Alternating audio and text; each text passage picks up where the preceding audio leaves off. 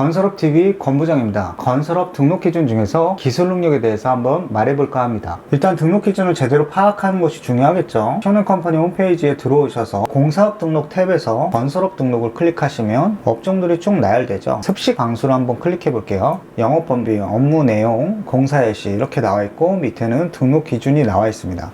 이 주력 분야는 도장, 습식방수, 석공사업의 일부 정보입니다. 이렇게 돼 있죠. 요거 한번 클릭해 볼게요. 예전에 공사업을 하시던 분들은 이 업종만 있었지 대업종과 주력 분야 이렇게 나눠서 생각하면 이게 뭐지 하시는 분들이 계실 거예요. 일단 건설업이라는 테두리가 이렇게 있다고 하면요, 종합건설과 전문건설이 이렇게 또 카테고리로 나누어져 있죠. 그 안에 또 각각의 업종들이 이렇게 포진해 있습니다. 등록 기준은 각각의 업종별로 별도로 존재를 했었죠. 요새 어떻게 바뀌었냐면 업종들을 하나로 묶어서 대업종화가 됐어요. 기존에 우리가 알던 업종명은 주력 분야가 됐고요. 그 업종명들이 합쳐져서 또 대업종명이 됐어요. 등록 기준은 대업종에 맞춰야 되는 건지 주력 분야에 맞춰야 되는 건지 요거 약간 헷갈리시죠? 자본금과 공제조합은 대업종에 속해 있고요. 기술능력과 시설장비는 주력 분야에 맞추시는 거예요. 기술능력 기준이 어렵다고 느껴지는 이유 중에 하나는 기술자를 구하기 어려워서이죠. 실제로 국토교통부 통계 누리에서 조사한 자료입니다. 실제로 건설 기술자는 5년 전에 80만 명에서 2021년 92만 명까지 증가를 했죠.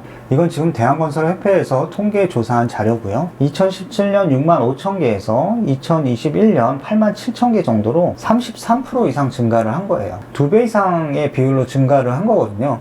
체감상 기술자 수가 좀 적다고 느껴지는 것도 어쩌면 당연한 일인지도 모르겠습니다. 또 기술능력 기준을 어렵게 만드는 이유 중에 하나가 기술자를 채용하게 되면 임금에 대한 부담이 생기기 때문에 그런데요, 기술자 대여로 이런 것들을 많이 해결하곤 했어요. 기술자 대여 자체가 일단 불법이죠. 근데 예전부터 많이 너도 나도 해왔기 때문에 이런 부분들에 대해서 좀 범죄의식 없이 하셨던 부분들이 있어요. 최근에는 굉장히 많이 수사가 진행됐죠. 예전에 기술자 대여를 하셨던 분들도 최근에 많이 영업정지를 당하셨어요. 최근까지도 계속적으로 이런 조사가 이루어지고 있기 때문에 기사는 정말 쉽게 찾아볼 수가 있고요. 건설업 등록 시에 건설 기술자 대여를 해서 등록을 하셨다고 하면 건설업의 성립 요건부터 문제가 있었기 때문에 소급해서 말소를 당할 수도 있어요. 반드시 실제로 채용을 해서 건설업을 등록하셔야 되고 유지를 하셔야 된다는 점 말씀드리겠습니다. 자, 이렇게 기술자가 없어서 기술자를 구할 수가 없다 그러면 나는 아예 건설업을 못하는 것인가? 건설업을 시작도 못하는 것인가? 이렇게 생각이 들 수가 있죠. 본인이 소유하고 있는 사업체 위로 건설업 면허가 필요하시다고 하시면 기술능력 기준을 반드시 채워서 건설업 등록을 해야 하니까 건설업을 가질 수는 없겠죠.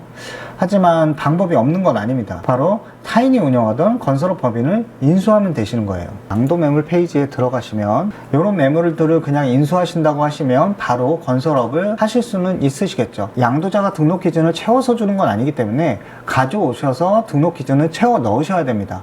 물론 그렇지 않는다고 해서 바로 영업정지가 나오진 않아요. 한 1년 후에 실태조사를 통해서 영업정지가 나오겠죠. 하지만 등록 기준은 채워 넣으셔야 된다는 거. 그럼 인수 시점으로부터 언제까지 기술자를 채워 넣어야 될까요? 자, 이거는 건설산업기본법 시행령인데요. 79조의 2를 보면 등록 기준에 미달되는 기간이 50일 이내인 경우 49일 이내에 채워 넣으시면 영업정지를 면할 수 있다는 거죠. 자, 영상이 길어지니까 여기서 1부는 자르고요. 좀 더 쉽게 기술 능력을 맞출 수 있는 방법엔 뭐가 있을까에 대해서 한번 알아보도록 하겠습니다.